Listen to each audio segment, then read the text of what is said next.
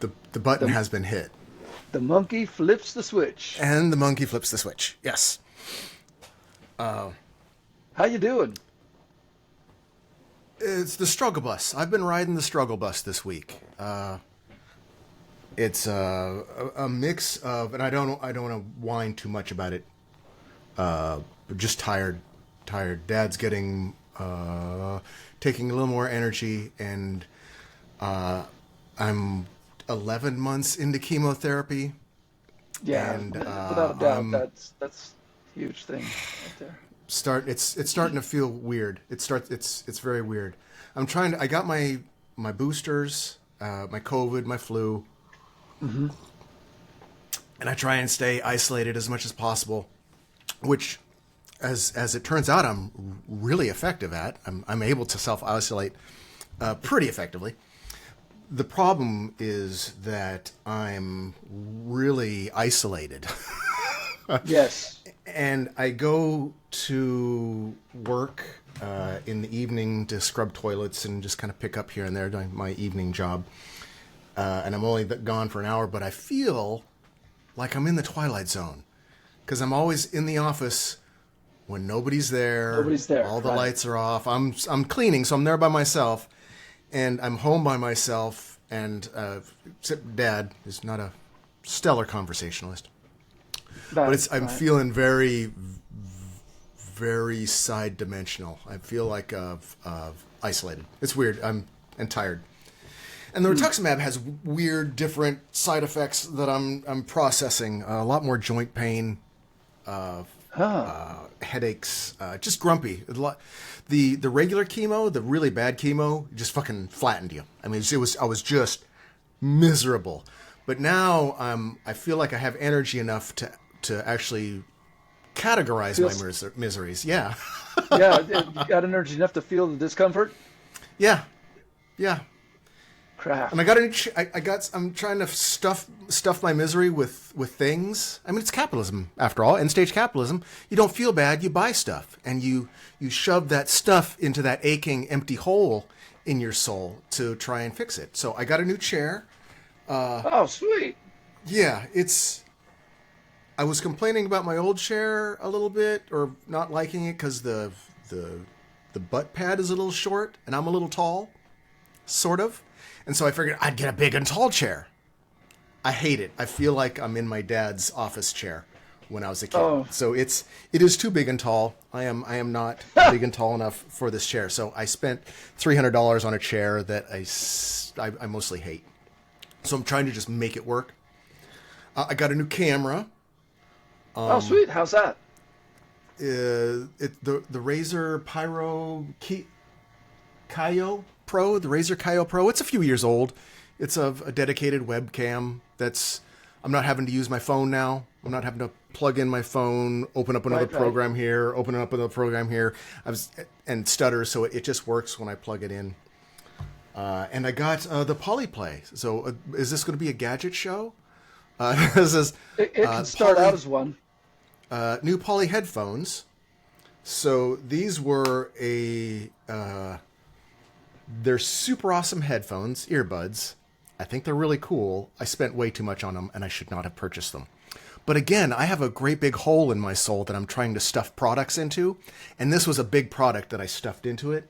And so now I have my one-ear monitor system that I'm able to plug in to a USB port on my desktop, and everything works like it's generally like I'm pro. I feel like I don't have to put any effort in now. I'm super great. That's awesome. My soul is full of gadgets. Frankly, what you're talking about, I think, is an outstanding launch for how I wanted to kind of continue last week's conversation. Yeah. With regards to how that has resulted, that whole conversation, that thing in my life has resulted in my belief systems.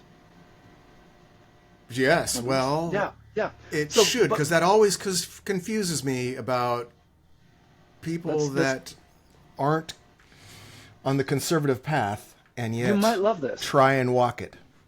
So here's a question for you then. This isn't really a question for you, it's a question for me. Do you have any questions, concerns, comments, what have you, about what we discussed last week? And for anybody who's sharing this conversation with us on the post-recorded side, I hope you saw the last one. Otherwise, this is going to leave you kind of in the dark. But come back to this. Yeah, tens of people saw it. Tens of people have seen it. Sweet. Actually, I think it's like 100. I think it's like 130 people have seen it so far. So 130 people know that I came out of the closet. Yeah, that was one of the things I was going to ask you about. I was being super cautious and trying to be respectful in your experience of it. Right. And as an example, the prime example of maybe the two things I had to really downshift quite a bit. I was looking for or thinking about more of a spectacular title for the podcast. And you went with a very reasonable, something you felt strongly about as a positive thing. And I was in my head going, well, you want this to be seen by a lot. I was going to put out something like, I'm trans, everybody suck it, or something. I mean, whatever, something in your face, shock value to get people to look. And then what you think that's wanted. More clickbaity than what I went with? Huh. Yes. Okay. Yes. The argument for gender affirming care. Yes, the argument for gender affirming care. Wow, you should have taught math class and given a presentation with how exciting that title was. But that was your show, your coming out. I didn't want to change it. I wanted it to be you. Oh, shucks. And I would have gone with something a lot more crass. Well, there's... Because the internet's full of bullshit, and you got to really stab through it all to get some attention. Dig. And the thing is, though, is while we are doing this sort of for attention, we're really trying to do this for the conversation. And sure. There's going to probably be some opportunities for us to be clickbaity about other topics, and maybe it's appropriate to be clickbaity, but for this one, I wasn't really thinking clickbaity, and in fact, I would say that my brain doesn't really go towards clickbait in the first place. I don't typically click on clickbait. At least I would like to think that I don't. Who knows? And but these videos aren't for you to watch. I know. They're for us to have. These videos are for whoever is lucky enough to happen upon them, to share them. That's what they're for. Yeah. And so a clickbait title is fine and fun, and put it out there twice with the other clickbaity title, and we could actually see which title works better, frankly. And I would be surprised if my title performed against something clickbaity. But that was not really what I was going. I know. That's why I didn't. I just went, that's fine. And my confession on this sort of a thing really is meant to be, what's the word I'm looking for? Well, for one thing, it's a very, I wanted to come out. I wanted to be that vulnerable. I wanted to make myself that vulnerable. That was an important thing to be. But at the same time, I want to be fully transparent.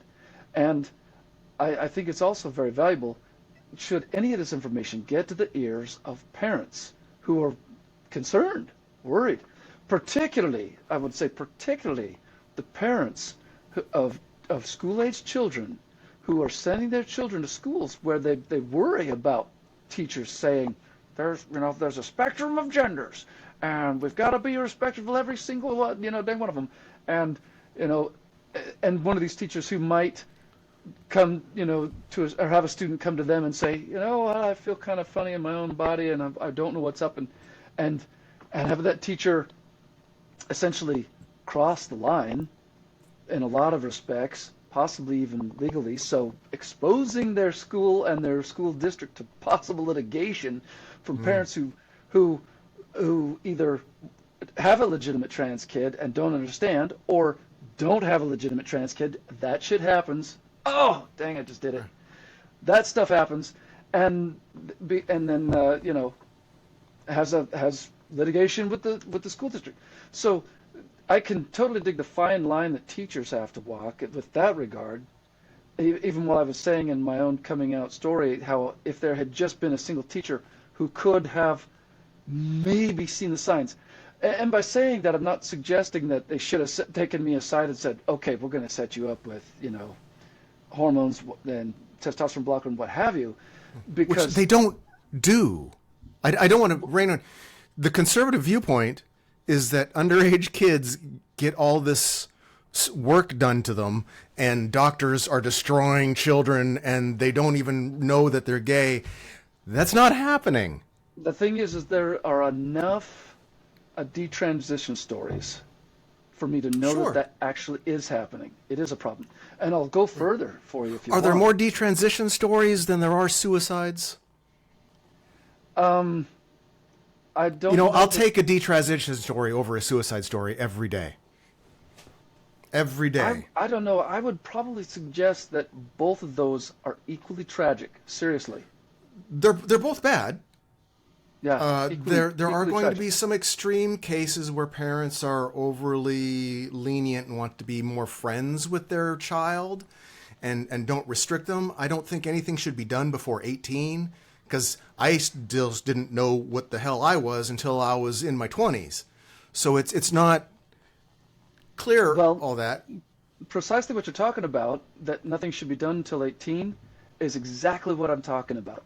If you've got a situation where you can be reasonably, and by reasonably I mean like 99.9% sure that the child truly is transgendered, then you should by all means put that child on hormone blockers if they're a boy, and whatever the equivalent is for a girl.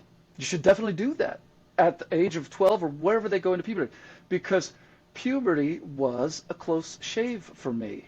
Not in the shaving, I'm talking about in surviving, as in to not, turn into my unalive yourself.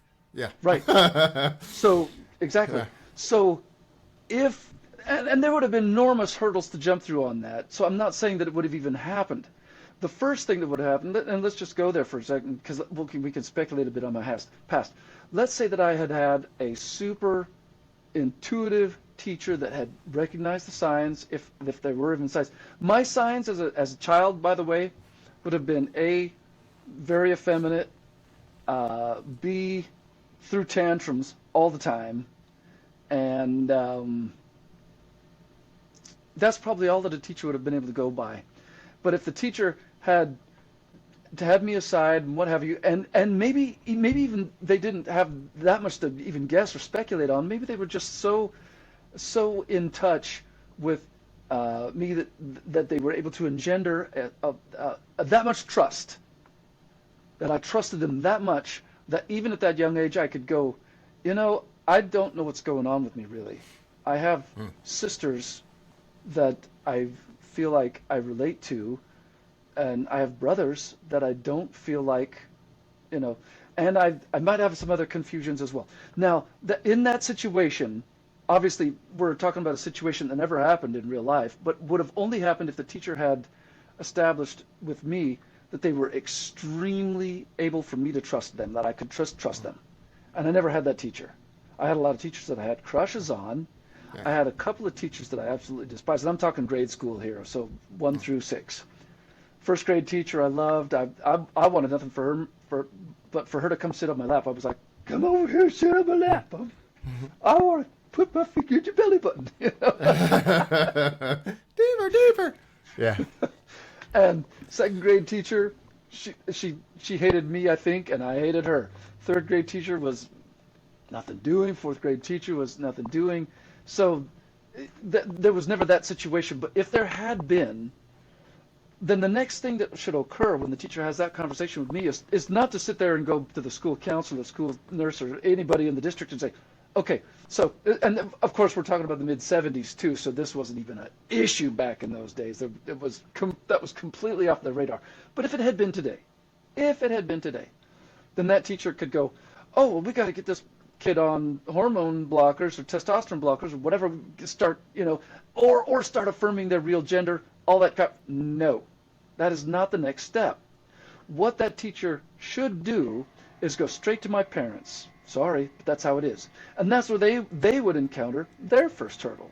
Because if they really wanted to actually help me and had this idea in their head about what that help would look like affirming my gender, putting them on a testosterone blocker, if that is not what your parents would have done to help you. Bingo. My parents would have been like, you're out of your damn mind, and maybe we've got to take our student out of your class or your school. But if you would have been in deconversion torture chambers so fast, you would have been hung up in the back of a Mormon church somewhere, hosed down with ice water and whipped until you said that you were normal. Well, all the while being raped by priests trying to make you normal. Oh, well, that is possible. What you're laying out there is a fine line, because maybe in some situations there could be abuse, a situation where the child can't trust their own parents, and maybe what should occur at that point is the teacher should say, would you like for me to go to your parents about this, or are we going to just keep this between us? Because if we're going to just keep this between us, there's nothing more I can do for you. That's it. I'm not going to be that kind of teacher. Obviously, the teacher would be going.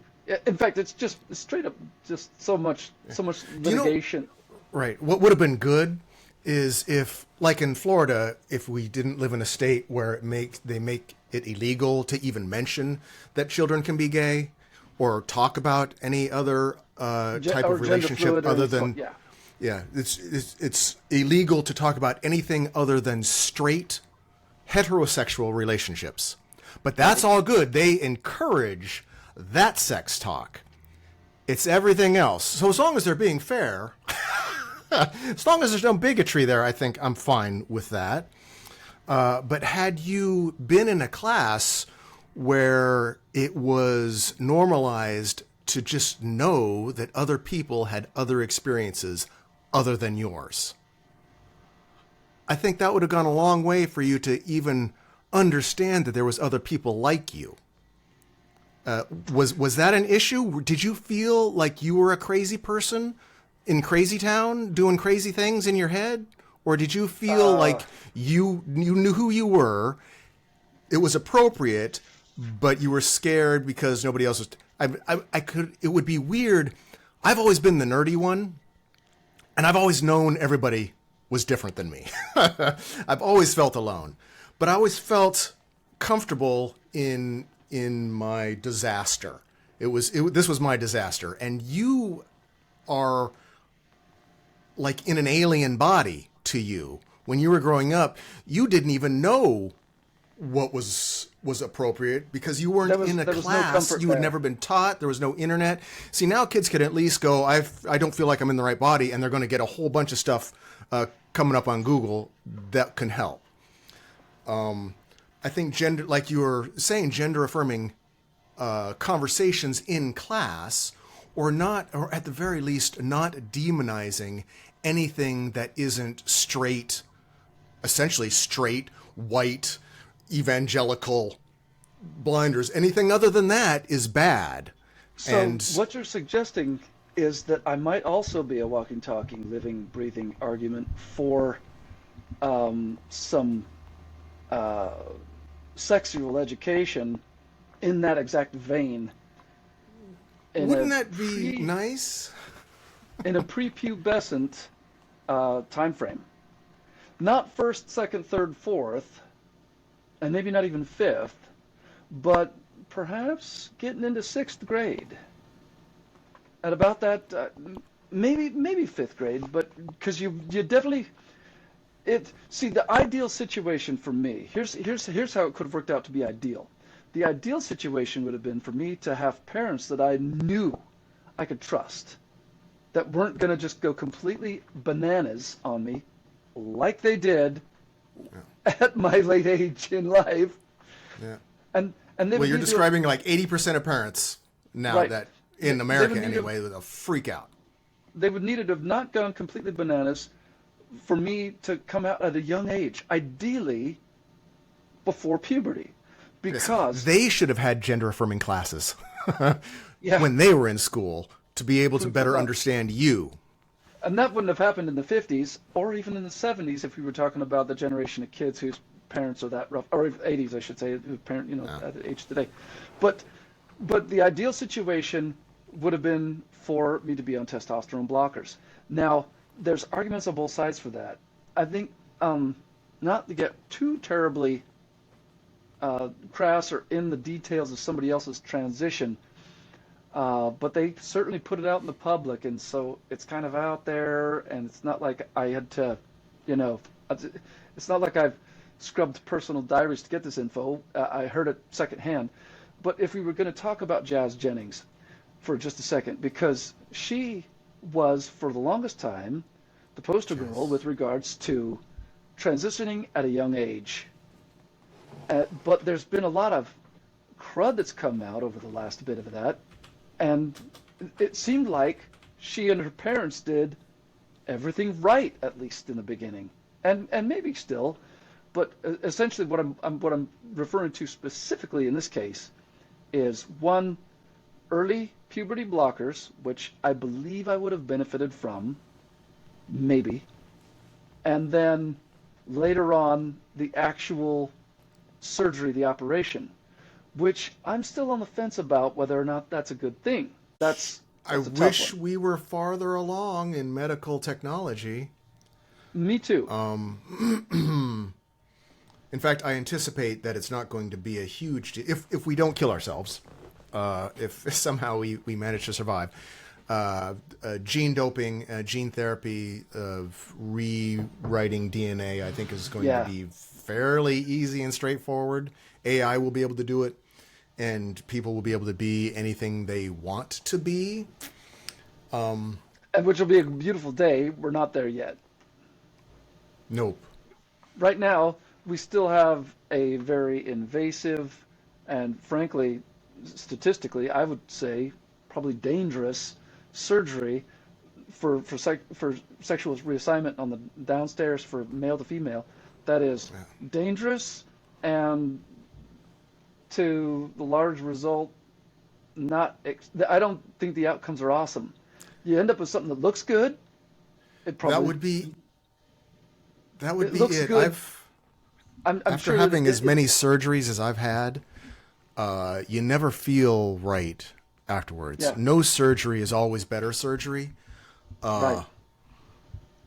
So But you end up with, yeah, go ahead. It looks good. You're probably looking in the mirror, and you dysphoria gone. Mentally, it's probably good. And if you were to cup that little thing with your hands, you're probably going, "Oh, that feels like it's supposed to feel," but the actual organ itself isn't going to feel like it's supposed to feel. They just can't do that. They don't have the tech for it. Even if they preserve as much of the nerve endings as they can, and the special tissue for a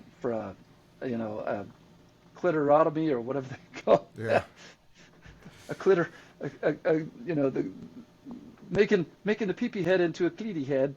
Right. It's not gonna work the same. It's not gonna be the same, and you ultimately end up with a gash there for the rest of your life. That is something, if I understand right, there's a lot. I do not have the inside track on this. Somebody who's been through the surgery could be very informative. That you have to consistently maintain, and it's not going to have the kind of the self-cleansing, natural self-cleansing of an actual vagina. So there's that, right. and the only thing it can do is be a dick pocket for a guy who is actually into trans girls, and that's not every guy on the planet. Right. I would say it's less than probably 10% of guys on the planet. Just speculating. There's a whole bunch of there's a lot of psychology involved in that. And which would also benefit from education at a young age to realize that those are actual people too, and that it's okay. Well, at the end of the day, it's always gonna come down to sexual preference, and there's no trans girl alive that can reproduce. So, if that is part of a guy's thing, he's wanting to have kids, and I think that's great. Sure. Obviously, trans girls are not on the menu. Right. And then there's trans girls like me who aren't even really into dudes. I'm still into the poon, so right. It's not really a thing. But be all that as it may, all that really is saying is that surgery is a personal choice, and it won't be my choice. But was there any other questions that you had with regards to that? We kind of went down this thread, and I feel like we've tapered it out. Or was there anything we left off on that one? Additional questions? Probably lots. I don't know. We'll get to it. All right. Let me go into some basic life logistics to describe how I do my thing and how I operate. This is going to hopefully answer some questions that maybe haven't been asked yet. One of the things that I was able to do when I finally just said I am going to embrace this, which has been now about 7-8 years, was I took all the hair off my body. I mean, there's just not a lot of hair on my body. I've never had a real thick beard, and so that's a blessing. But the rest of it, the hair on my legs, chest, I leave a tiny little bit of hair on my forearms, just enough to make it so that they don't look like they're shorn. But off my hands, boop, all the hair off. That went a huge, that went a huge way in helping me stay comfortable in my own skin. And because I didn't have it removed with a laser, I still have to do that on a regular basis. I opt for the epilator, and so that's a process that I go through. Yeah, oh yeah. It's not uncomfortable at all. Whoa. If it's I think uncomfortable, that's your mental issue right there, saying that epilating is not comfortable. It's not uncomfortable. Not uncomfortable, yeah. Well, the way it works is the first time that you're taking it off, it's going to be a little. You're going to go pretty slow, but after that, it's not bad. And if you do it regularly, it'll go quick, and it never comes in very full after that. And not unless you let it go, and then it will eventually all come back. Basically, it comes out in cycles, hair cycles. Yeah. And so after that first one, it's never all that bad, and it's kind of fun. Okay. It's me time that I enjoy. Okay. Well, sure. Personal hygiene and spending time with yourself. Sure. I have a normal 40-hour Monday through Friday job, where a lot of the people that I work with, and maybe after this, a lot more people that I work with, know about what I deal with.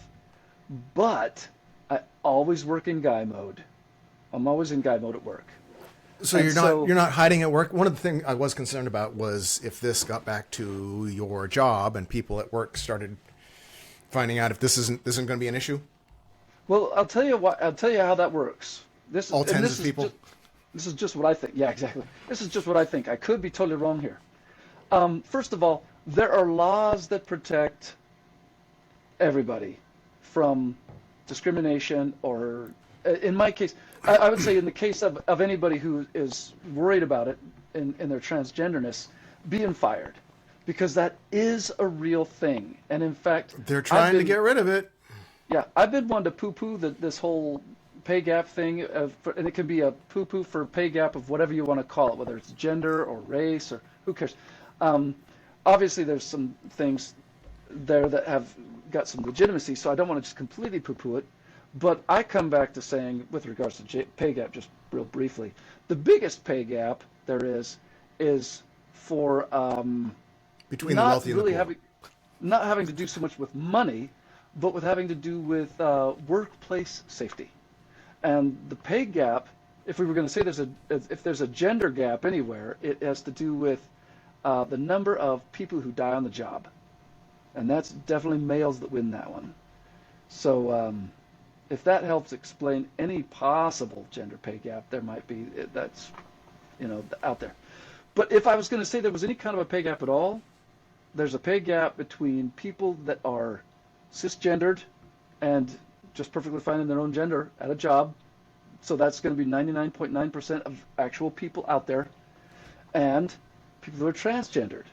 No, I think that's going to be about 80%. Are you saying there's 20% 78%. transgender people?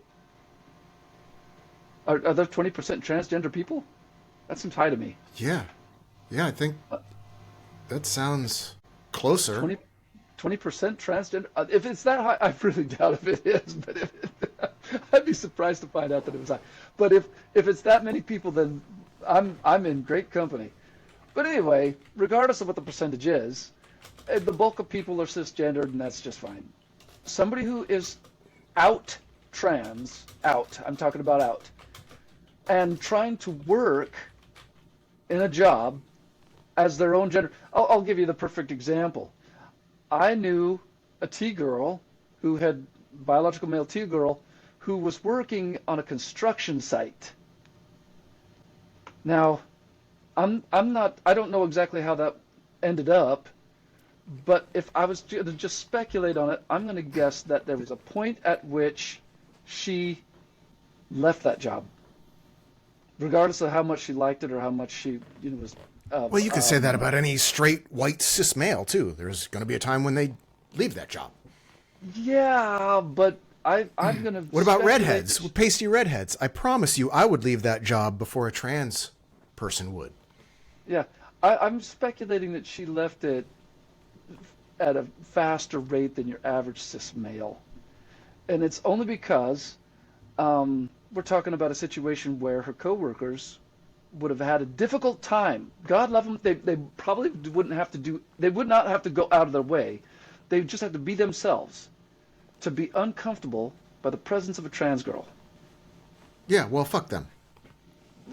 Sure, you can say that too. They should have had that in their class when they were younger.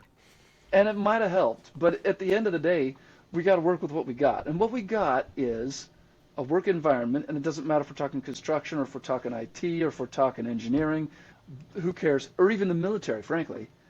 There is going to be a level, an ambient level of discomfort between cisgender people and somebody who's transgendered. There's going to be mitigating factors. Obviously, there's going to be things that they can do to help control that. They're doing their best. And the culture is coming around slowly but surely. It doesn't help to have incidents like a trans shooter, shoot up a school. That set us back. But the culture is coming around to accepting of trans. And as long as we don't get super crazy about things like, well, I got to use the women's bathroom, because believe me, I don't. I go to the men's room. When I'm in girl mode, I would never go to the girls' room unless I've got a girl there escort me. Otherwise, if I'm at a gay club. If I was at a gay club, I'll use the women's room. But if I'm just out at the Target, and if I'm in girl mode, I would be using the family bathroom. I will not go into the girls' bathroom unless I've got a girl escort. Okay. I'll hold my pee. In the way I see that whole thing is that you've been caught up in Republican propaganda to separate and to expose something that's uncomfortable and harp on that in order to get conservative, uncomfortable people rallied up. Because before all this, there's always been trans people, and they've always just gone to the bathroom, and nobody gave a shit. They just did it. There's not trans people going into the women's bathroom raping women. Men can do that right now if they want. If that's the thing, there's no bars. So all of this, all of what the issue with the bathroom is just made up propaganda that preachers and politicians want to use to scare the ignorant to vote for them because they say they're going to deal with a problem that never existed until just recently. People go to the bathroom. With any of that. Yeah, people go to the bathroom. Everybody goes to the bathroom. My larger point is just that I'm sensitive to the discomfort of others who make me out in public. I can see it, I can sense it, and it's palpable. And I don't want them to be uncomfortable. And that is the main reason why I spend the bulk of my life in guy mode, because I wasn't on testosterone blockers, and I ended up growing to be 6'2". And so when I'm in girl mode, I can pass, and I think I do all right, and I certainly make my best effort to pass, because I don't want to be one of those T-girls out there that's, got a 5 o'clock shadow and just doesn't give a damn and walking around in their dress going, well, I'm a T-girl and I don't care, or I'm a T-girl and I don't care. There's a lot of just girls that do that, so it's okay. There's a lot of women out there that have facial hairs, have low voices, dress like a bag, and don't give a damn. Right, but you can always make them as being what they are, and that's biological women.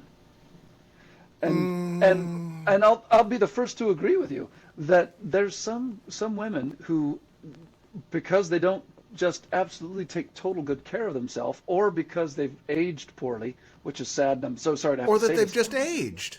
Or you don't that. have to age poorly. It's not poorly. You don't have to always be fuckable at every age of your life to have value.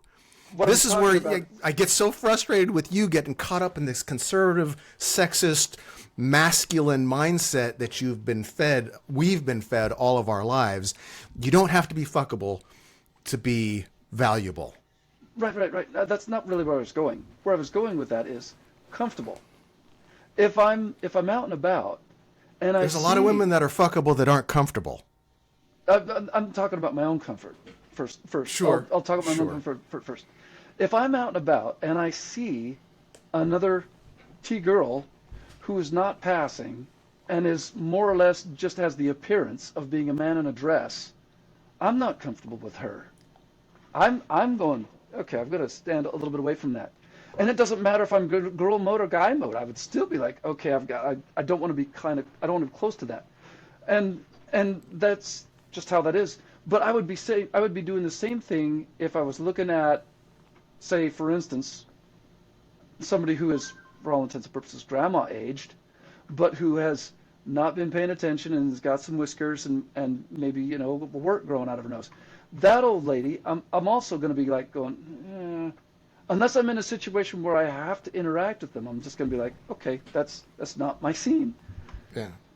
I'm like that with most people, so it doesn't really matter what they look like. Exactly. I don't feel like I'm being terribly different. And it's not a question of me judging them or feeling like I'm better than them or anything like that. It's just straight up comfort level.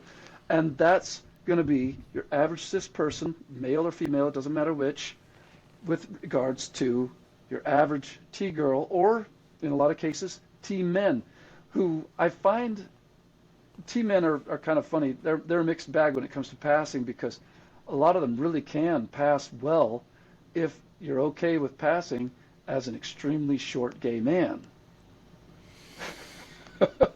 If they're gay. I mean, unless they like women. I'm not saying unless they are gay. I'm just saying that's how they pass. That's how they're going to look. A T-man is going to look, most of the time, not always, there's solid exceptions, but most of them are going to pass as short gay men, whether they're gay or not. That's just how they're going to look. You're going to look at them and go, oh, that's a cute little gay boy right there. And then you're going to take a second look and go, oh, wait a minute, that's a T-man. If you make them, because sometimes you don't. Sometimes they'll pass just fine. They've got a beard and they don't. They're not this poor T-men that go out there who have transitioned and they grow the beard. They've got their testosterone. They've got their Adam's apple. They've got their beard. They grow it out, but they still wear makeup on their face. And they're going, you're not even trying. Or they're just from the 80s. They don't look I think like a lot of people. rockers. Yeah, I think a lot of people that have concern now just didn't really go through the 80s. I wore more makeup in the 80s than most women do today, so I guess I'm not the average. I'm weird, so. You are weird. Don't ever change. I don't get it. I think there's a lot of ado. I think a lot of this issue is made up for politics and to divide us, and for other people to go, look, there's a weirdo, look at him, while the person that's pointing has all the fingers pointed back at them while they have child porn on their computer and heads in the freezer. And I think all of this is the bullshit that we're worried about now, because especially like the hair thing, the hair thing was made up by Razer corporations. We didn't all used to be so smoothly shorn. Women are primates too. I don't know how many people know that. We're all just monkeys. We're not like monkeys. We're not I get that. Cousins to monkeys. We are apes, essentially. Not monkeys. We're apes. We are apes, and we all have hair. And so everything else that we're doing physical to not be made or to pass or to...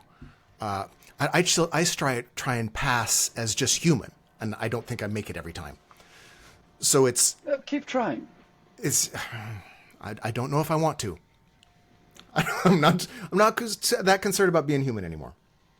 Oh. But a lot of this is my frustration is we're so now caught up in the crap that we were fed that we think it's our crap, and it's not. Well, I would when it comes to my own comfort physically and being comfortable in my own skin and admitting that I have to have no body hair in order to feel that, and to feel comfortable out in public, and to know that body hair either. To feel comfortable out in public, if I'm in guy mode, then to be, alpha guy, and if I'm in girl mode, to be at least, passing as much as possible. And that's all to do with my own comfort and the comfort of those who are immediately around me. I don't know if I should suggest or would think, or if anybody could sell me on the notion that those feelings are the result of propaganda or how I was raised or any kind of bias from a media or no, they absolutely have to be. Political class. You're not getting it from nature. They absolutely have to be. It's how your sister, for you connected with your sisters. It was how you saw other women acting. We're not born doing monkey stuff we're not, a great ape is not born shaving their armpits, putting on shoes and a belt and going, those are all learned behavior, every single one of it. Only thing you don't have to learn is how to squat in the woods and shit and then throw it at somebody. You don't have to learn that. You'll figure that out pretty naturally. But wearing a button-up shirt, using your meat hooks to put buttons in holes and care whether it's pressed, all of this is learned. We don't have instinct like other animals. So everything is learned. I would suggest that, first off, if it were possible, and who knows, maybe it is, if it were possible for a primate to be born transgendered with an actual gender dysphoria, I'm talking about a primate, they probably wouldn't survive very long, my guess. And it wouldn't be because they would do themselves in. They would just not be acting right socially, and the rest of the what do they live in, the social group, whatever the social group that primates live in, the rest of the tribe would take them out. Except we know that they don't. We know that they don't. We know that sometimes, and I don't know what percentage this is, but there are some primates that get taken out by the tribe. We don't know why. Chimpanzees are super violent. They will grab your gonads and tear them off and eat them in front of you. We don't know exactly why that is. As the best we can tell, it's because that particular primate, whether male or female, who cares what, was just way too beta. Whatever the problem was just way too beta. Maybe that primate was transgendered. And because it was dealing with gender dysphoria, it couldn't behave socially in any way that the rest of the... That is something you should really look into. I'm just not seeing it.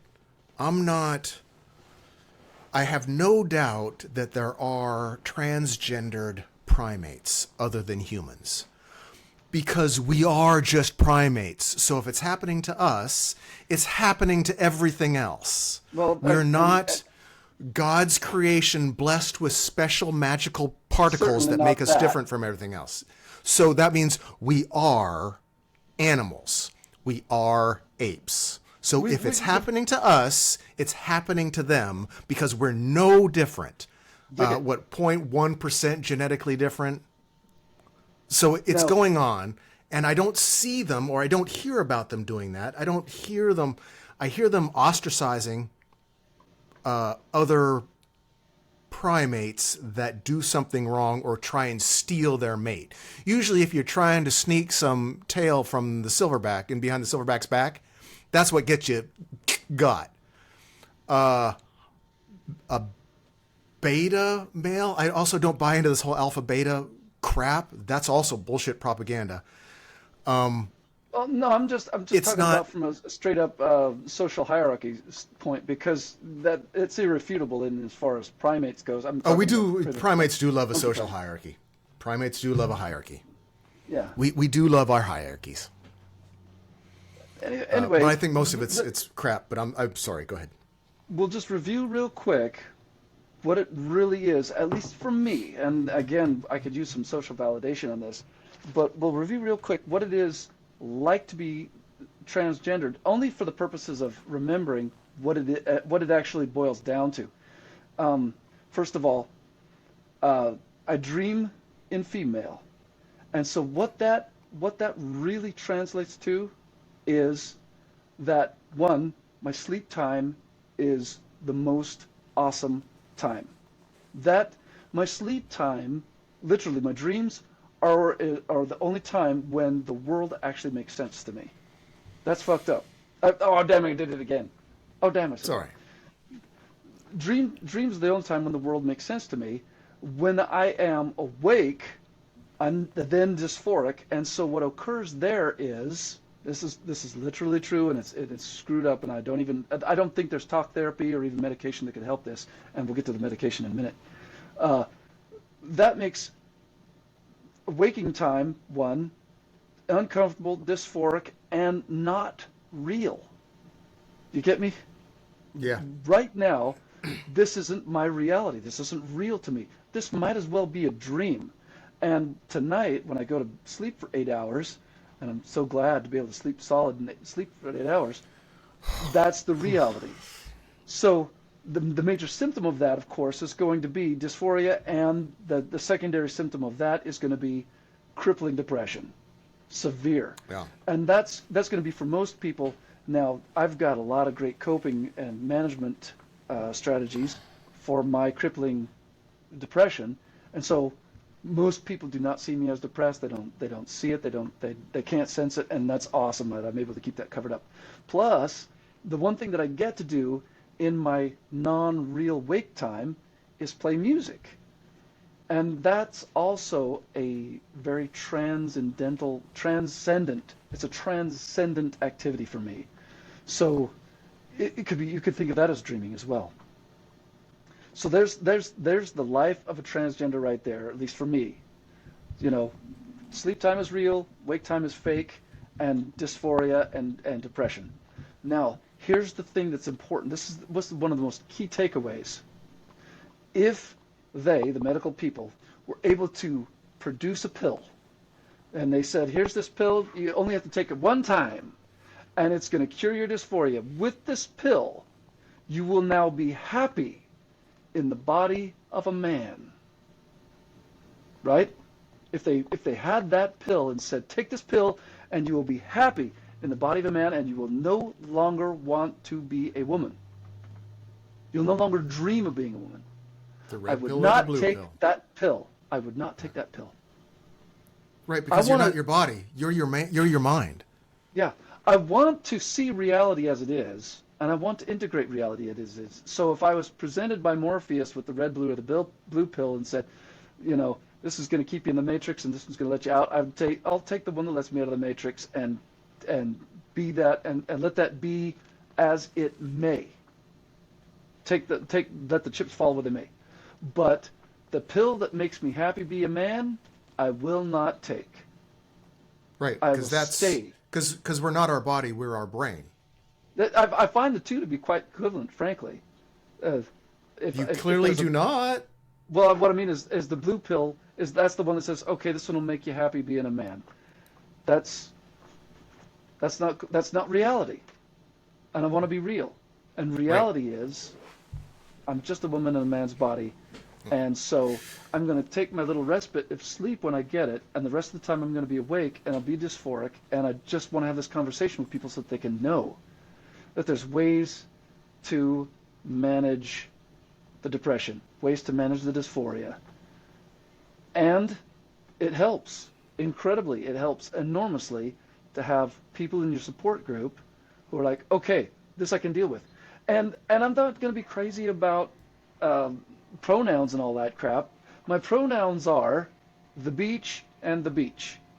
So basically the way that works is the beach goes to the beach, and while the beach self is at the beach is enjoying the beach. The beach self enjoys the beach.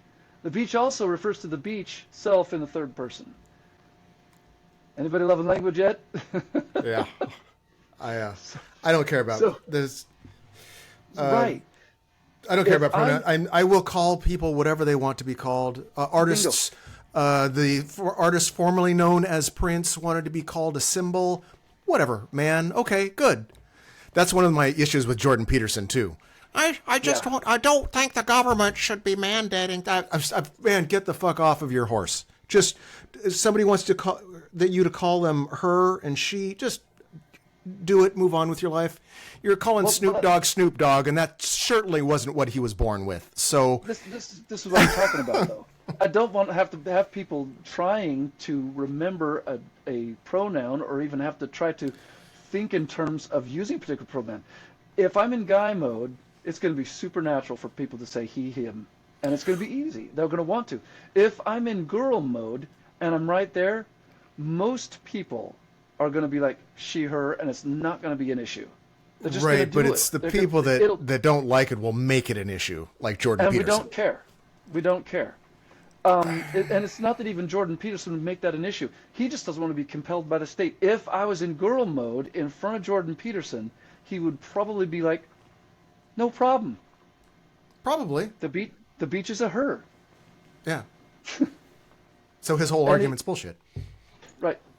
Well, again, right. he just doesn't want to be compelled by the state to use. Well, he was born into the wrong reality. Sorry. I don't want the state to compel somebody to use my right pronoun. If I'm in girl mode and somebody insists on going he, him, I'm just gonna be like, okay, fine. I guess I didn't pass well enough. Yeah. I did. I don't know if you read the description of the last video. I worked way too long on not referring to you as anything, and I wrote several sentences. And I don't know if you know how hard it is not to put he was doing this or she said this about. It's like, when you're talking, pronouns are super important. Try not using them. Just fucking try not using them. I know it's difficult, which is why I don't want to compel that kind of a thing. I side with Jordan Peterson on that. I don't want to be compelled, and I'm just going to let people do their thing. And if their thing is to not be respectful of me, that's fine. I'm just going to have to, that just means I got to put distance between us. No problem there. And if their thing is to accidentally misgender me, I don't give a flying damn. But most of the time, if I'm passing well, they're not going to make a problem. And you and I both know we've both been misgendered in guy mode. When people look at us from the backside, they're like, hey, a lot of cat calls. A lot of cat calls when I had long hair. Although, I think I had a pretty nice ass, too. So I'm not going to...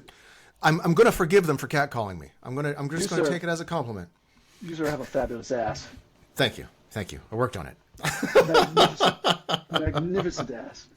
Yeah, that was decades ago. That was a lot of squats ago. That was good knees ago.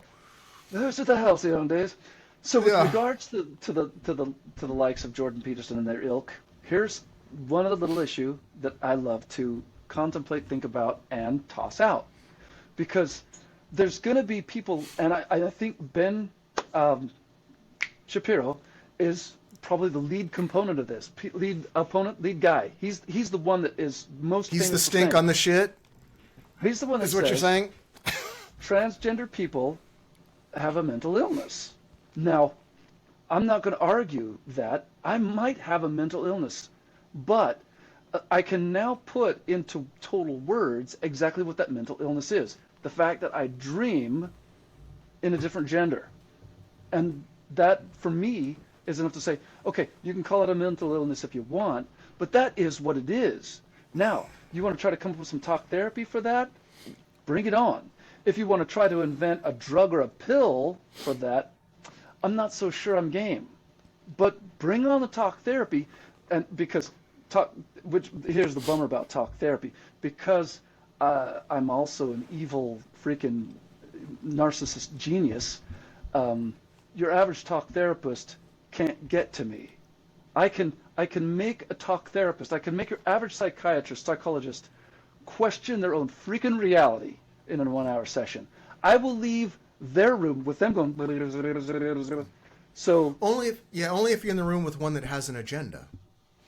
Right. If you're not in a room with a therapist that has an agenda, you can just have a conversation. Or one that is religious. Right. That's the agenda. Bingo. That's the agenda. That's where the in is. With a lot of them being religious, second, you just start introducing some of the philosophy and psychology and the notion behind whether God exists and how that can become a completely what's the word I'm looking for?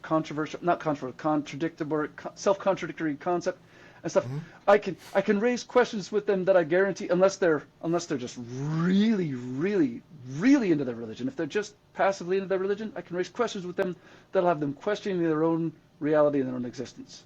Right. That's why I dismissed Jordan Peterson out of hand. Well, that's where I was going.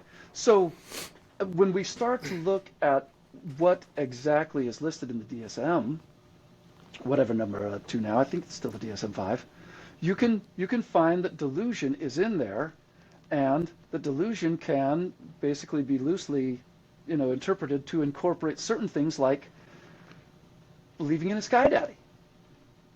Now, believing in an invisible wizard is a delusion? Yes. No. Right. So now when you start to raise the question of Ben Shapiro saying, that's better, transgender people are mentally ill, I'm going, okay, maybe I am, but you definitely what about you? What about you? Yeah.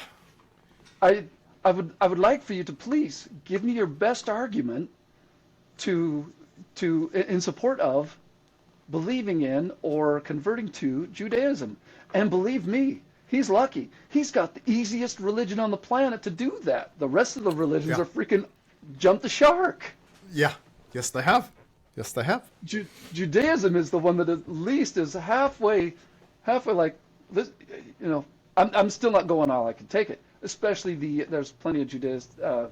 The real fundamental Judaism is still pretty much young Earth creationist. Earth is only 6,000 years or whatever it is, yeah. as it is recited in the Rosh Hashanah or whatever it is. So obviously they've got that problem going for them, and I'm sorry, Ben, but please try to explain to me how I'm delusional while you are the sane one. And I'm open to that debate anytime you want, and you don't have to pay me $10,000. And that's a tough one.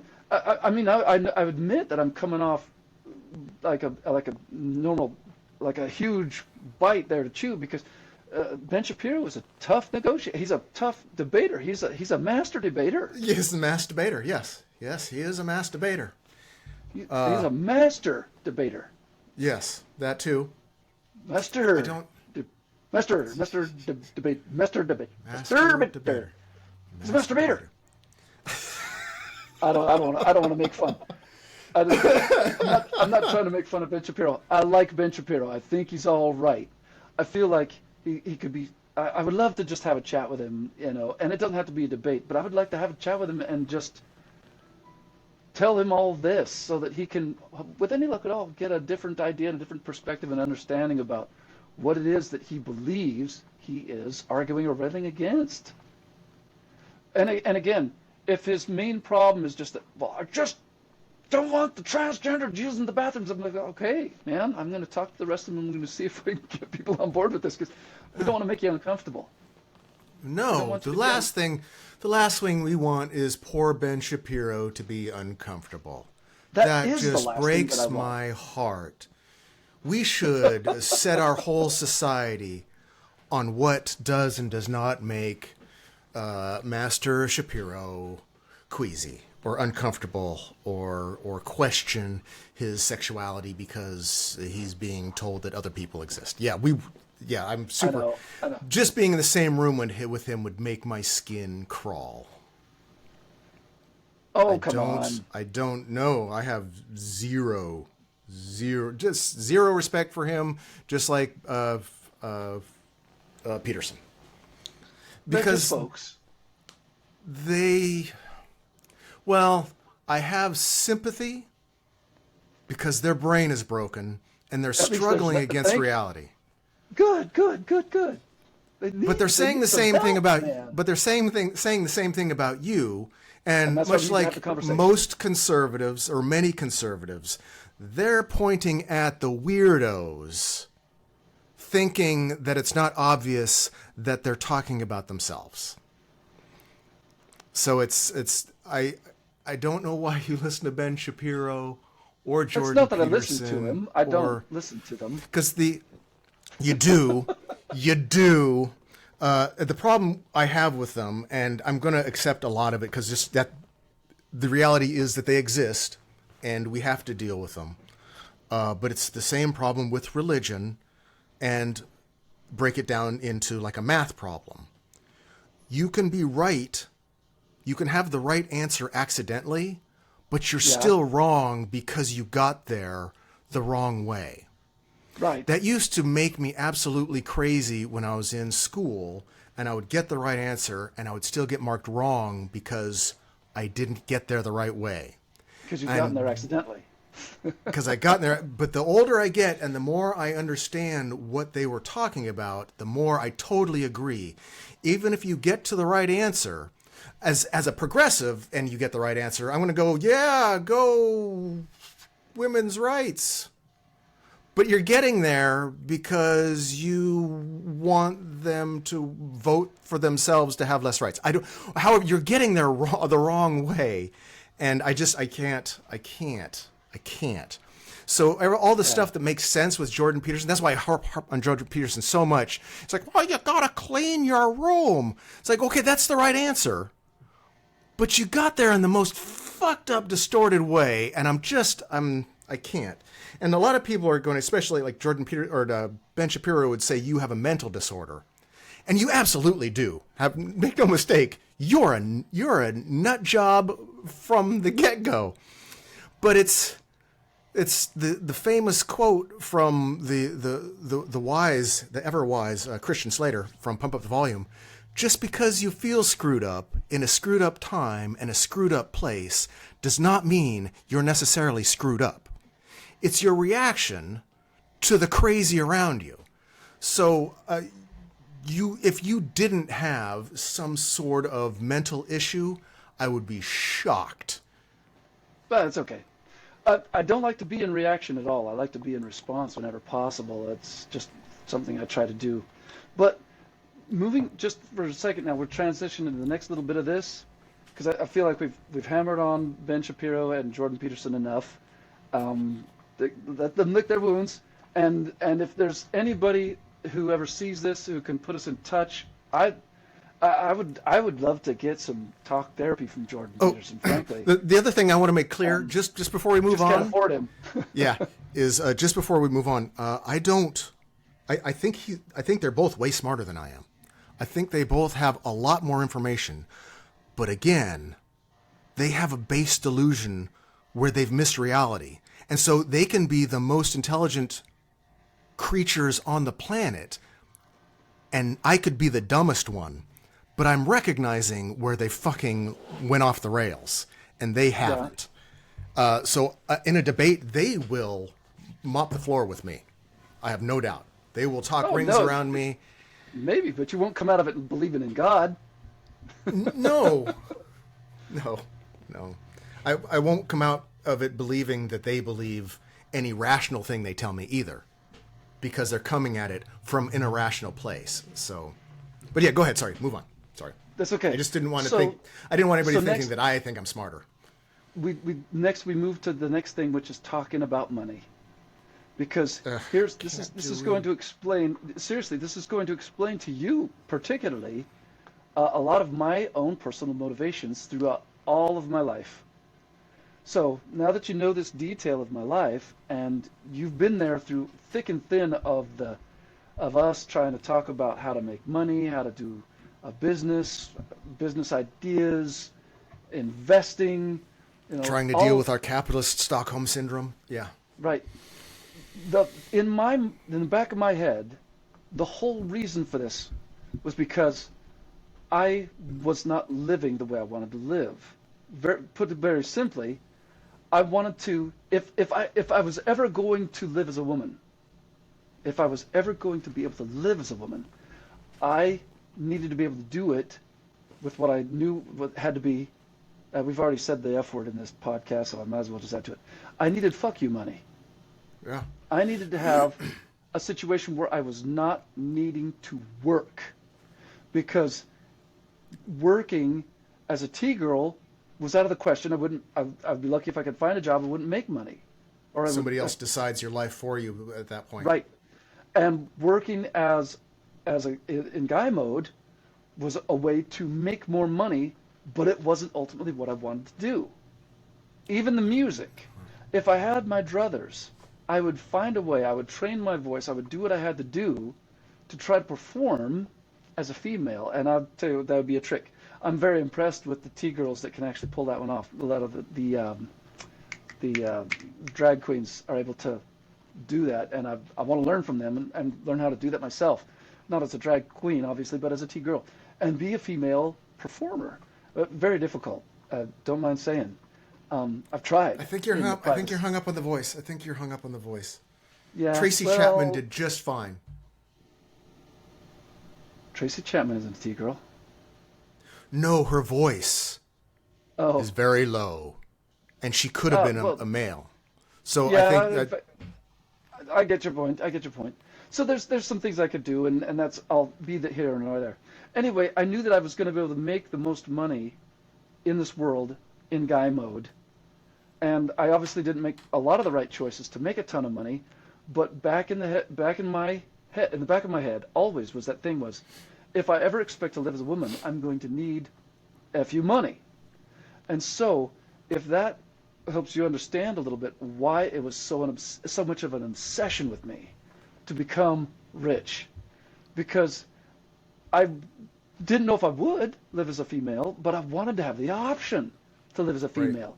Right. And it would have been a lot easier for me if, just say as a for instance, just tossing this one out there, say the Vampire trilogy had taken off like crazy, and I'd gotten a movie deal, and it was made into a movie, and you and I had royalties out the wazoo, and we're just making a ton of money and just living totally fat on the hog. If that had happened in my mid-30s, there's a very good chance that at some point while we were sitting on the beach in Santa Monica, I would have turned to you and said, dude, I want to be a dudette, and I think I'm going to transition and live my life as a female, and I don't know what that looks like yet, but I want to see what I can do to look good in a bikini. Sure. See, and that would have been you. That would have been you at the time, and you would have been fine with it. But I would never have had the balls to have that conversation. With you at that time, unless I was like going, okay, so what that's going to look like is I didn't really know exactly. I hadn't gone through some of the process, obviously, so I'd be looking, okay, so that's going to be hormone therapy, hormone replacement therapy, some body sculpting, probably tons of plastic surgery, which I'm still in the market for, by the way. I'm thinking about doing it. Probably $100,000 worth of surgery altogether, really. I mean, no exaggeration. And I would need to pay for that all myself. So you can see the need for the FU money. Yes. And then once you go to but that's all not that, a trans thing either. That's not a trans thing. it's a survival thing. It's a survival in capitalism. You either make money or the machine grinds you under its gears. I never actually questioned that, why you wanted to make lots of money. That was always just intuitive to me.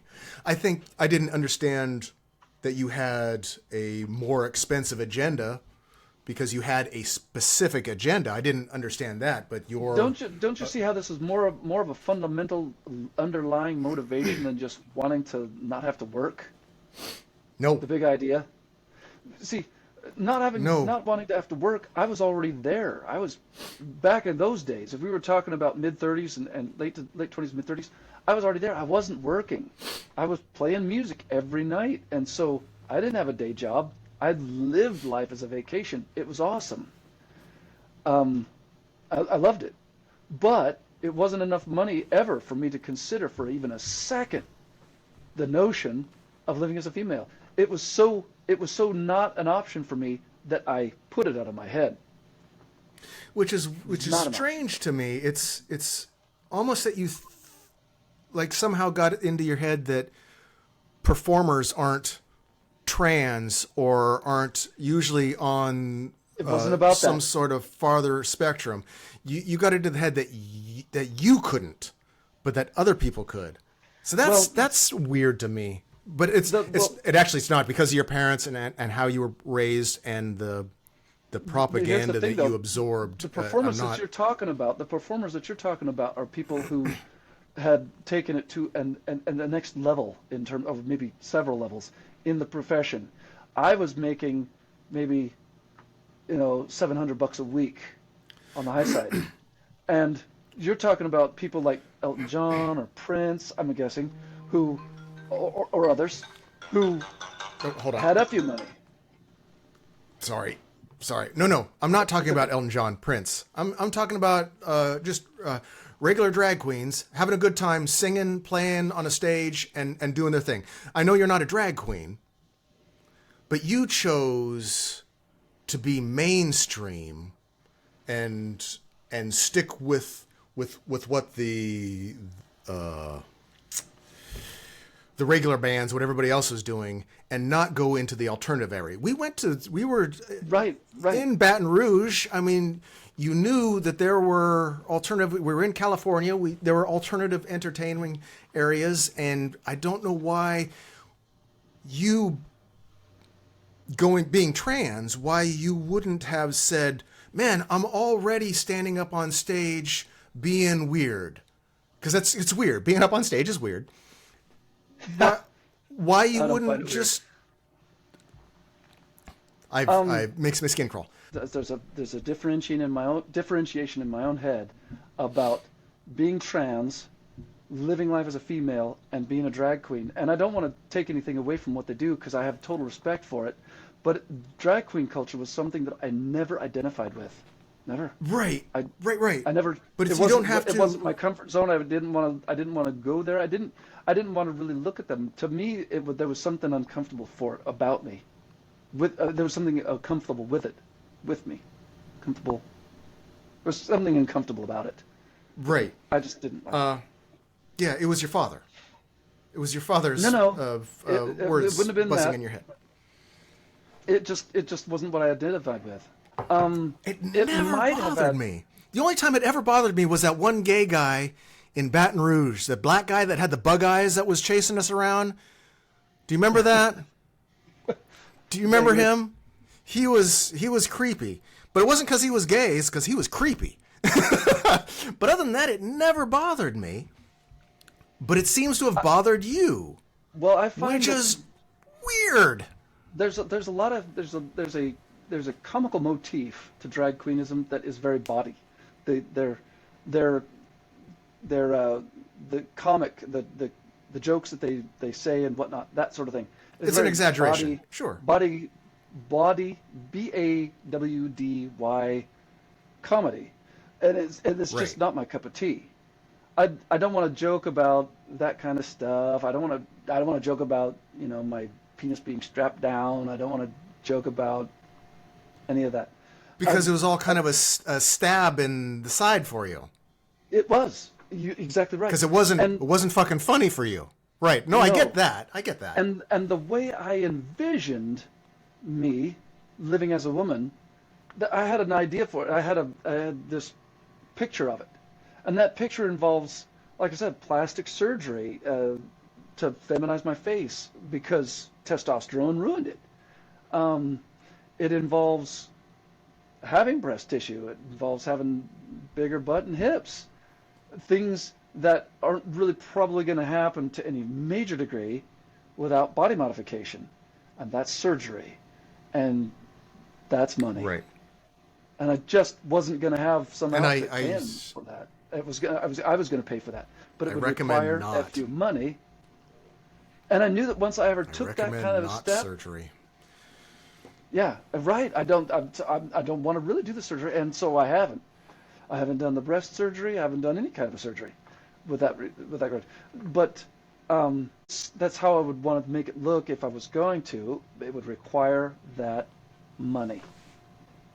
And so I'm still driven to get it. Yeah. Whether I use it for that or not remains to be seen. And as I get older, the more I've got more of a fuck it attitude because I'm going, well, I'm going to die at some point, and I have to be faced with this notion, right? Half of my family doesn't really accept this, but do I want to be buried in guy mode? That's a question. Do I want to be buried in guy mode? Part of me says, well, you're going to be dead, so you won't give a damn. The choice you've made... Who cares? Yeah. Yeah. Every choice you've made so far says yes. But I can tell you how I will answer that question. I actually won't be buried at all. I might have a headstone somewhere, a memorial thing that has my male name on it, and that's fine. I don't give a damn about that. Yeah. That's for the family anyway. That's not for me. I'll be donating my body to science. You won't be here for that. Yeah. I'm not worried about my body. I won't. My body's going to be donated to science, and so I won't give a damn. And with any luck at all, some super awesome scientist will be able to examine my body and get one step closer to figuring out what causes transgenderism. Life. It's not abnormal. I don't think it's abnormal. 5%, by the way, in case you're wondering. Oh, is it 5? 5% identify as transgender. It doesn't matter specifically. All that. I'm just saying. Always circular in my head when I'm awake. Obviously, I don't have this thought when I'm asleep. Obviously, but when I'm awake, nagging in the back of my head is, why was I born in this body? I should have been born in the other body. Never in my head am I thinking, why was I born disliking this body or feeling dysphoric about this body? Why wasn't I born with the brain of a guy? I don't think that. That does not cross my head. Always, why this body? Now, to be totally fair, I know that there are women out there. This is where we get into that really delightful gender spectrum that some people don't like to talk about or some people don't like to acknowledge, but is there. Some women are born with hirsutism, where they grow facial hair, face all over their body. Hair all over their body. Yep, they got face all over their body. Yes, we've known one of those girls, and she was a delightful girl, and I was sad when she died. Yeah. Very sad. I remember. Some girls are born without the ability to reproduce, with no medical intervention. Obviously, some medical interventions can break that mechanism in women, and that's terrible. I hate that when that happens. But some women aren't born with it. They're born infertile. That sucks. Some women, as they age, particularly as they get on the other side of puberty, might have broader shoulders, the shoulders of a guy. A lot of times they're busty, and when they're not busty, that's even sadder than just having shoulders with no tits. But then they have no ass at all. That's a very sad syndrome. I feel horrible for those women. But they are women. They've got the right plumbing. They've got what I don't have. They've got, the ability to have a female orgasm. They have the only thing that you can't have. Right, exactly right. Is the problem. Yeah. That's the only thing. Everything else you can do. Yeah, exactly. So, other than having children. Everything else is, I should say, everything else is construct. Right, yes. So, I can sort of identify with those particular women because, to a certain degree, we have a lot in common. Except for that for whatever reason, God saw fit to take mine a step further and put a swing on it. And there's some of those girls with elongated clitoris. That is also, I mean, at what point did it? I mean, they got dangerously close to being like me. Bless them. God love them. I'm and so glad some do it on purpose because they're taking hormones. Or that. So there's that as well. So there is this enormous spectrum out there, and it's a thing that needs to be acknowledged, and I'm on it there in that regard. But as far as the gender binary goes, personally me, I know other people feel differently about it, and they're allowed to. I know I'm on the far end of it. I'm on the female end. That's where my head is. It's just my body doesn't agree. So anyway, hopefully this has been able to answer a lot of questions with regards to what it's like, how you can tell, what parents might like to do if they're faced with this in their child, what Ben Shapiro and Jordan Peterson can do with their ideas, which is basically come talk to me about them. Stick it right up their ass. No, they just need to bring their eyes. They need to bring their ideas to me. Or generate a lot of views talking to Musical Zeus and having arguments online, and we will try and milk that forever. I want to talk to Jordan Peterson and let him try to straighten me out. I want to talk to Jordan Peterson and have him straighten me out.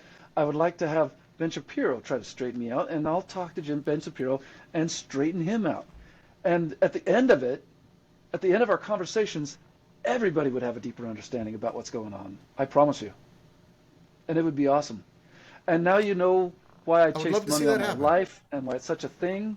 Money, money, money, money, money. And now you can have some idea of maybe what to expect if we ever did get lucky enough to come into Fuck You Money, because it might just be, us with our close personal friends on a catamaran sailing through the Caribbean, and me wearing a bikini. I love that thought. Okay. Except I would have to take a lot of Dramamine. Turns out as I've gotten older, I get more seasick. Or would it just be the sight of me in a bikini? Nah. Anyway, with that said, I do have to get going. Fine. For one thing, I got to empty my squirrel bladder. I'm getting to the point where it's at such critical mass, I can't really think straight anymore, and that's why I'm starting to talk about girls with their face all over their body. Yeah.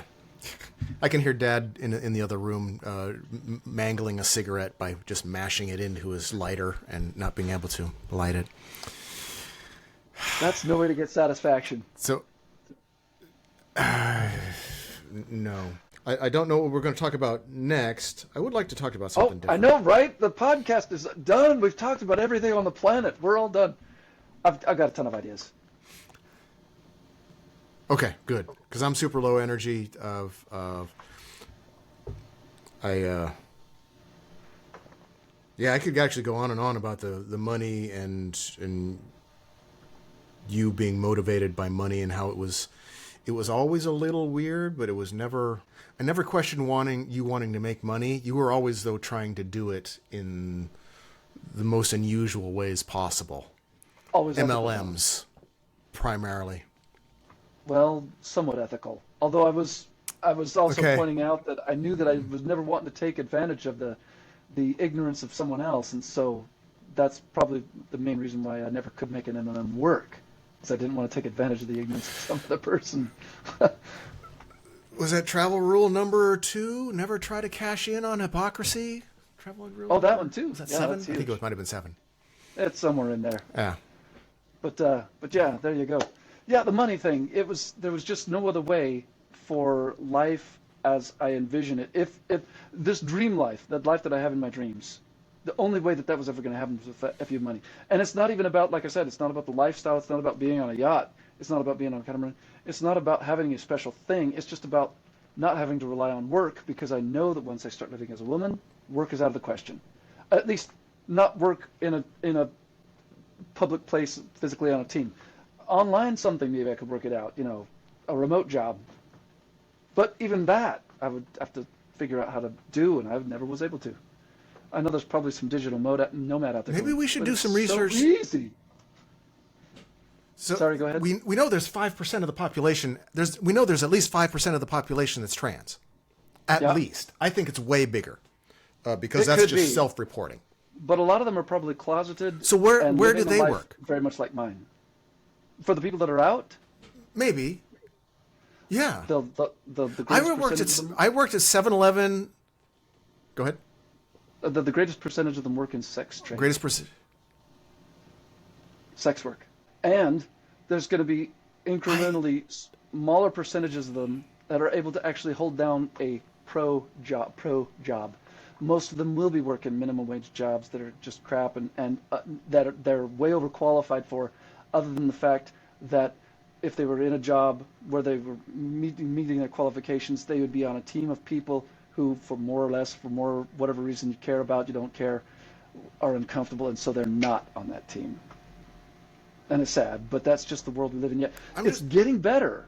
It is getting better, and who knows? Maybe we're almost there. I don't know. I just remember when I was working at 7-Eleven.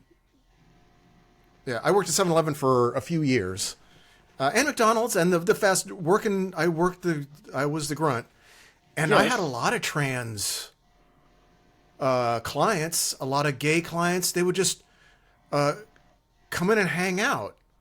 A lot of the strippers, because I work graveyard too, a lot of the strippers would come in and just hang out. That's basically sexual. I remember, I think it might have been, well, strippers, the trans weren't strippers. I remember a lot of the people at the mall were either gay or trans. You're also talking about Portland Metro. I did grow up in Oregon. It's this, okay. Portland Metro. So that's a whole different planet. I'm going to again suggest we live in the wrong state. I'd like to go back to P-Town. I miss P-Town. I miss P-Town too. Humanity being normal. I miss P-Town too. Humanity and all its weirdness is just normal because it's normal. I miss that. Yeah. But I wasn't gonna get a job at Meyer and Frank in girl mode.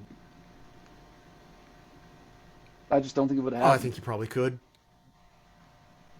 Maybe today, but even if I was able to get that job today, how much is that going to pay? I'm not going to be making $60,000 a year. That's true.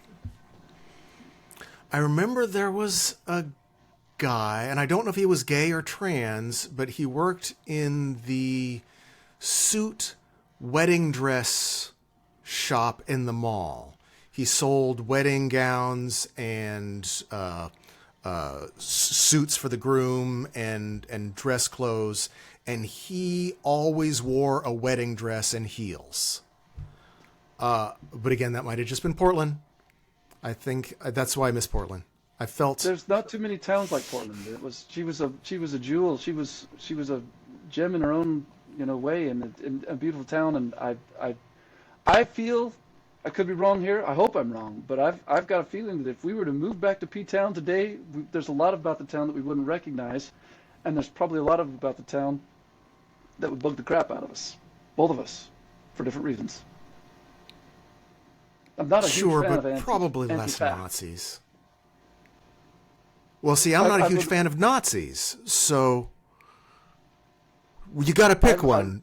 Do you want anti-Nazis or Nazis? And I think that's a conversation we need to have for another podcast. Okay. Because Antifa is the American military, in case you're wondering. Anti-fascism. That is Antifa. Anti-fascism. So if you don't like Antifa, and I'm not saying you're either on board or with us or against us, but it does suggest when you're saying, I don't like Antifa, it does beg the question, so are you more a Nazi then? Yeah. Well, because those are the two. They are extremes. The short answer is, what I'm really against is people who want to talk like they are protesting or just demonstrating or being activists, who are also getting violent. I don't want the violence. So I don't care if you're coming from Antifa or if you're coming from Proud Boys or Patriot Prayer or any of them. If you're getting violent, that's where it needs to stop. Now, and I don't think I'm too far off of the sentiment there of help me out with that. He's our buddy from Portland. He's our Asian, gay. Tom Peterson. No. Andy. No. Andy, no. He's seen the violence up close and personal and been the victim of it from Antifa. So when Antifa says we're Antifa, I'm thinking, well, anti-fascist is as anti-fascist does. And what you're doing is not what I would consider to be anti-fascist. I would call what you're doing as anti-law and order, or at the very least, anti-peace, anti-peaceful protest, Sure. Not. There, once you start swinging, once you start chucking, projectiles, you've crossed the line, and that's just not good. And that's not the worst of what they've done. So, I mean, Andy No should never have had. I generally have to agree. I generally have to agree. Good. Yeah. The nonviolence. Yeah. Generally, the only statement I would make that I would argue against is, gosh, I'm sure glad Law and Order respects peaceful protesters enough to change the rules of the game. Because that's all we have to do then is just complain a little bit, and those with all the power will go, oh, gosh, I didn't realize you were unhappy and I'm going to change. I just don't see where that's ever worked. No, I get it. You can see the difficult line that an organized government, whether you're talking about on the municipal level, county, state, or federal level, the difficult line that they have to walk with regards to allowing people to protest and putting up with people who cross that line a little bit. And here's a perfect example of crossing the line little bit. Stopping traffic in the middle of the street. Here's Joe, who cares what his name is, just wanting to get to work or just trying to get to the store, just trying to get somewhere, who cares where, maybe it's somewhere important even, who now can't get there because people have stopped him in his car and surrounded him. And while they've done that now, they're yelling at him and being generally aggressive. And this is not a hypothetical situation. This has happened. There's news footage of this kind of stuff. And no, I see it. I watch it. So that's I'm aware. Cool, man. That's not cool, man. That's right. But see, then that you get to the point where, stand, man. Yeah. Good luck with that. And right. Again, that's what I say. All the news that's generated by protesters quietly complaining on the side of the road always gets lots of news and lots of publicity, right? No. It's when they make a stink that they get the publicity. So I get it. That's saying that the system and mass media and the government, the dynamics there are just a little bit upside down that allow for an outfit. No, the French, I think they did something like that with the French Revolution. I remember the French revolutionaries stopping traffic and blowing stuff up and murdering people. In fact, fascists, I remember them attacking fascists. They were Antifa. You're talking about the fascists that were attacking? Or? The protesters. The protesters in Paris. that were attacking the bourgeoisie. 1792. Yeah, they rose up against the elite, wealthy. Anytime the poor rise up against the wealthy and the powerful, you're going to have the wealthy and the powerful go, well, you're breaking the law. Right. I was like, I don't want that. I clutch my pearls. Even though I'm not technically wealthy and or powerful. My pearls. Even though I'm not technically wealthy or powerful, I want to be wealthy, and let's just say powerful for the sake of kicks. I want to be wealthy and powerful, and so because I want to be wealthy and powerful, when I become wealthy and powerful, if that day were to ever happen, I would not want the poor people to rise up against me. Obviously, I'm going to do my best to take countermeasures against that. For one thing, I don't want to be an asshole. That might go a long way. Yeah. But there's no law against being an asshole. But at the same time, there is, actually. The law of nature. Oh, that law. The karmic law. The law of karma. You're enough of an asshole. You punch enough people, somebody's going to punch you back. Right, but rich and powerful people don't necessarily have to be a puncher person. They're not. I mean, I wouldn't be a puncher person as a rich and powerful person, and it's not fair to suggest, even if you're looking at some people who are rich and powerful who you might be jealous of, or maybe even think they have unscrupulous ways, it's not fair to suggest that they are punching, not directly. And you could maybe argue that they're punching indirectly, and maybe there's an argument for that, but even that can still become a thing of, well, what does karma really look like? If somebody is punching indirectly, does that give you the right to go up and punch them and then take everything they own? If that's the case, well, then you're going to disincentivize a lot of wealth. It's going to run away from you. Anyway, that's a whole other conversation we'll have to get into another time, but we've certainly got the seeds for that kind of loaded up there and loaded in the gun and ready to shoot. I got to run like a rabbit. Yeah. So thanks to everybody Peace. who It was good joined us talking on to you, this man. one. Yeah, very good, very good. And hopefully this has been an enlightening episode, and for everybody, second one, an awesome. Hit the button. I'll see if I can name it something salacious. Salacious. Peace. Is it?